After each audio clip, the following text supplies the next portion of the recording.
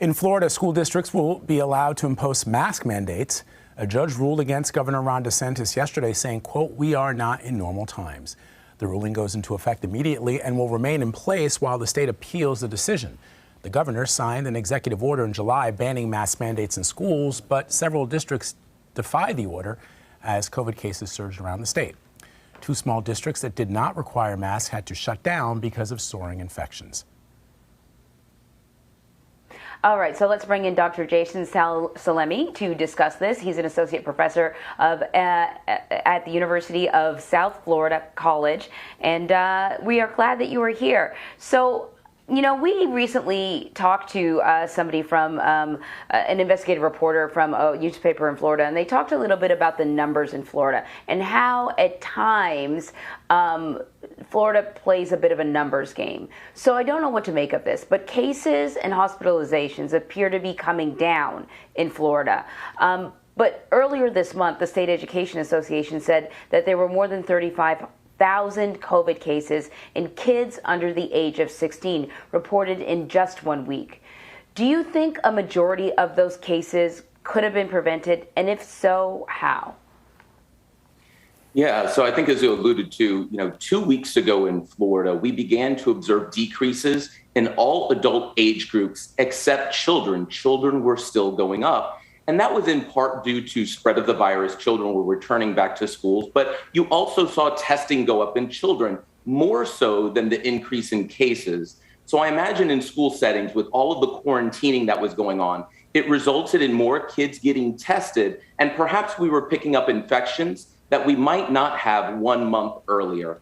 And so I do think, that when kids are returning back to schools, everybody is in universal agreement that that is the best place for them to be. I am the father of a 3-year-old, and I choose to send him to school because I know the benefits of being in person, but we can also layer mitigation strategies on top of one another to try and keep our children as safe as possible, because you're right, at this point, a lot of infections can be prevented if we increase vaccination rates, if we increase ventilation, filtration, masking, not coming to school when you're sick. So again, everybody realizes the importance of kids being back in school, but I think we need to try and do as much as we can to keep them safe while they're there.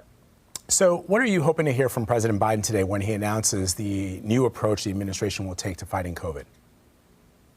Yeah, to be honest, a lot of details. I looked at the major themes that he's been discussing: vaccinating the unvaccinated, further protection of people, especially who are immune compromised, giving them a booster shot. Of course, what we just alluded to, keeping schools open, using testing and masking, and using this layered approach to mitigation. And of course, improving the care for people with COVID-19. We can talk a lot about preventing people from getting infected, but we also need to talk about what do we do when people get infected to make sure we're reducing the likelihood of severe illness. So great themes, but the devil is in the details. And I'd just like to hear how we're going to start making headway, especially with trying to get people who are not currently vaccinated.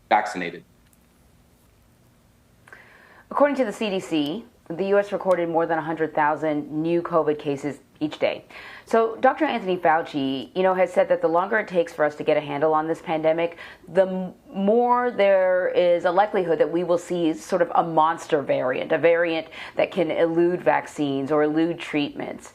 What's your take on that? Do you think that's the case? Are we perhaps already seeing it with the Mu variant?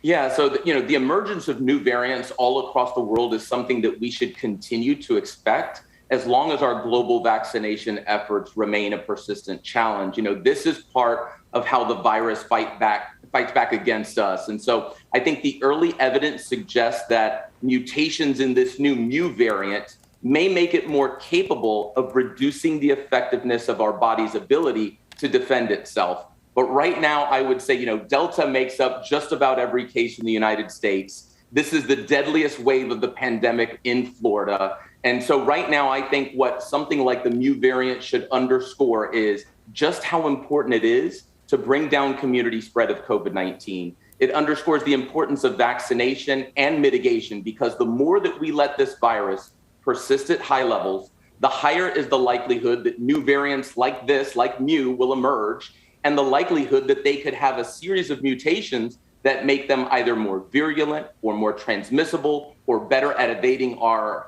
immune systems, or all of the above.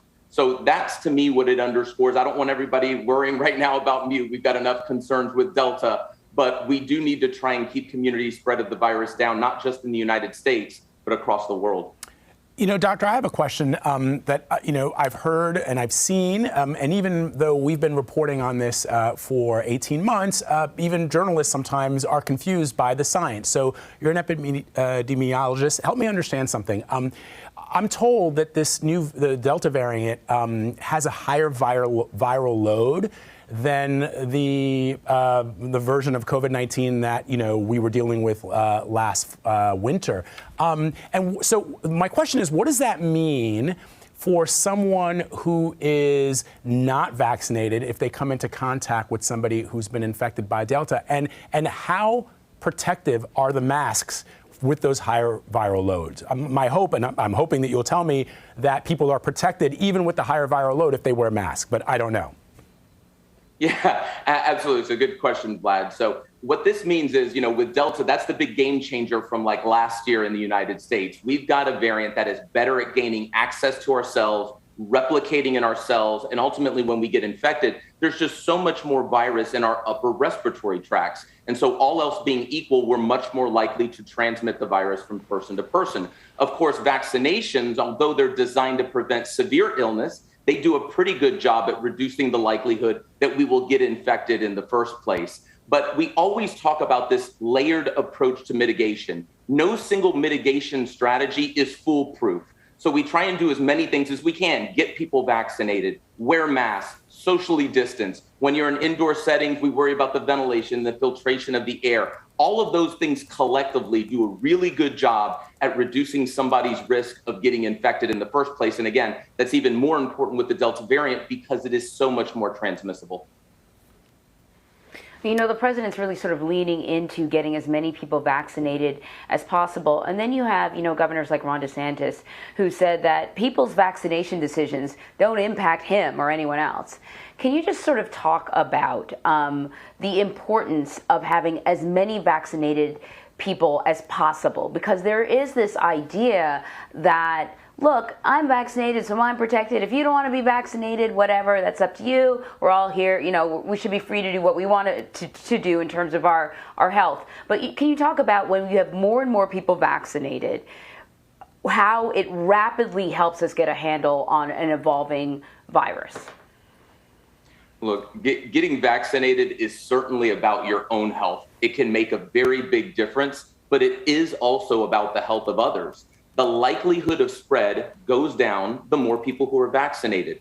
The likelihood of variants emerging goes down the more people who are vaccinated. And this is not just in Florida or the United States, but across the world.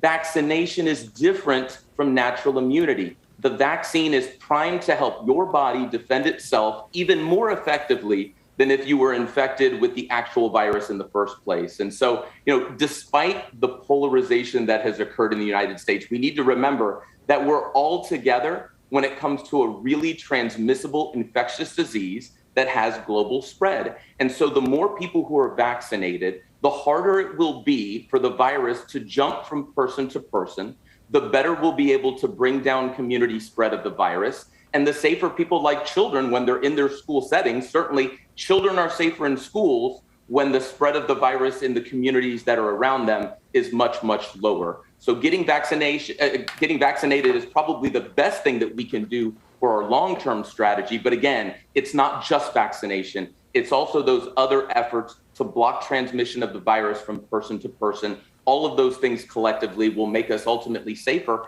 and get us through the pandemic more quickly. Dr. Jason Salemi, always great advice. Thank you so much, Doctor. Appreciate it. Thank you for having me.